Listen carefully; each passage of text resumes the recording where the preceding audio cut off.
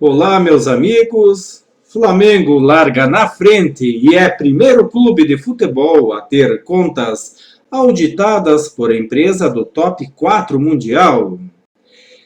É, portanto, então, apesar das paralisações ocorridas no futebol mundial e aqui no Brasil, que não é diferente, as atividades, o Flamengo aproveitou a oportunidade para inovar. Os conselheiros do clube votaram a aprovação das contas de 2019 por meio eletrônico e, pela primeira vez na história de um time de futebol, o balanço econômico foi auditado por uma Big Four, nome dado para se referir às 4 maiores empresas contábeis do mundo.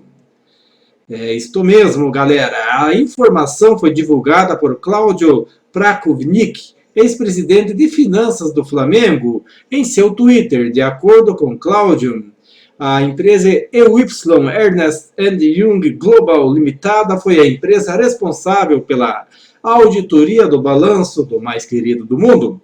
A multinacional é uma das maiores do segmento e tem sede em Londres, na Inglaterra. Então o Flamengo foi buscar uma empresa em Londres para fazer, a sua contabilidade. Então, na última semana, os membros do Conselho Deliberativo receberam um documento de 100 páginas, produzido pelo Conselho Fiscal do Flamengo, que já aprovou as contas do clube em 2019. Agora, o conselheiro tem até o dia 30 de abril para enviar os seus votos, prazo estabelecido pelo Estatuto. E só que o Flamengo nunca foi só alegria. O Zico revelou ajuda de custo para continuar treinando no Flamengo. O clube não queria pagar o meu almoço. Então veja como que melhorou a situação do Flamengo. O maior ídolo da história do Flamengo, Arthur Antunes Coimbra, mais conhecido como Zico, revelou ao programa Expediente Futebol, da Fox Sports, uma história inusitada de quando ainda atuava pela base do Flamengo. Segundo o Zico, o clube não queria arcar com o custo do seu almoço diário e precisou ser ajudado por Jorge Elal, diretor de futebol na época, que hoje dá nome ao centro de treinamento, o famoso Ninho do Urubu. A situação não era fácil. Eu tinha que almoçar, treinava no Flamengo e precisava comer antes de ir para a escola. O Flamengo não queria pagar, meu pai me tirou do clube, fiquei um tempo sem ir. E o Jorge Elal descobriu que foi lá em Quintino falar com meu pai, garantiu que eu teria direito ao almoço e uma ajuda de custo. Eu achava que, como ele era diretor do profissional do Flamengo, o clube que estaria dando, mas não. Era do bolso dele, revelou Zico. Zico foi o líder da vitoriosa trajetória do Flamengo nas décadas de 80. Quem não se lembra do time do Flamengo, Sendo um dos principais responsáveis pelas conquistas da Libertadores, do Mundial, pela equipe carioca, além dos títulos brasileiros de 80, 82, 83 e 87.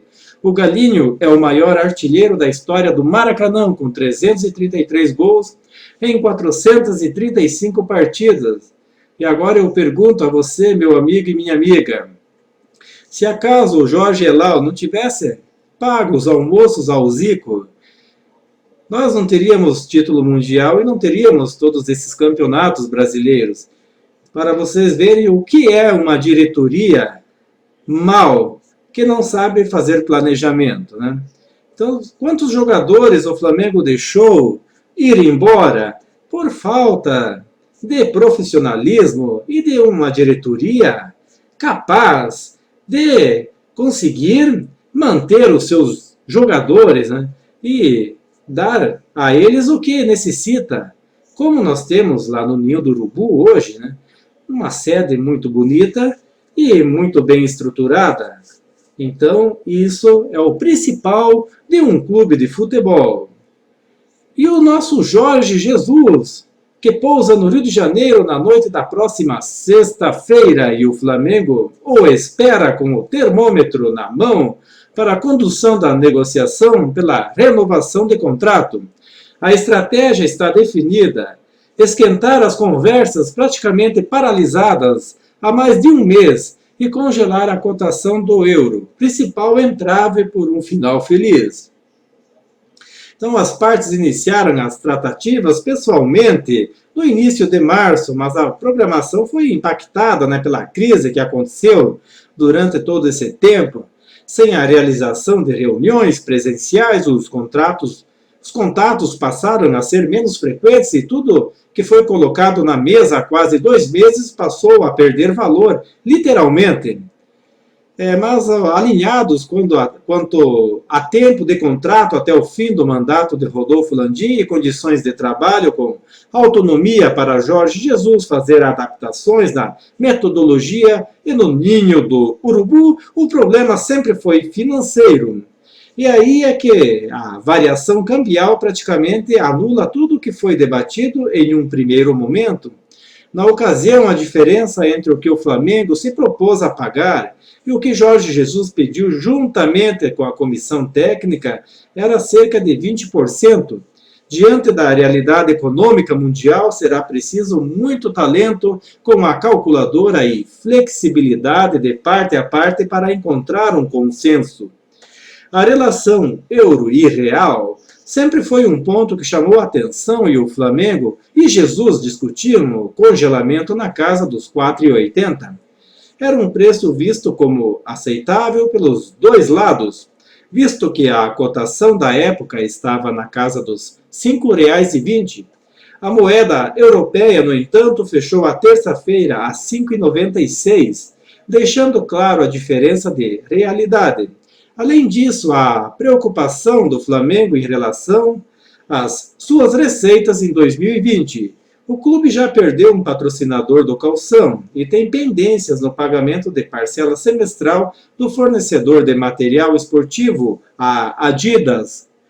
Como se não bastasse a uma grande incógnita no que diz respeito a bilheterias. A presença em massa do torcedor aos jogos no ano passado rendeu mais de 100 milhões aos cofres do clube.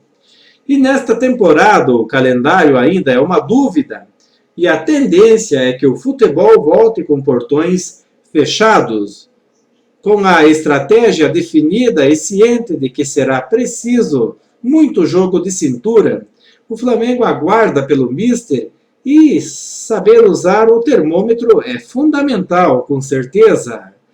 Mas acredito que o futebol vai voltar e o Flamengo vai brilhar novamente nos campos. Quero agradecer a todos sempre ligados aqui no canal EbFla. Um forte abraço a todos. Lembrando que em breve voltarei com mais vídeos e notícias do nosso Mengão. Um forte abraço e até lá!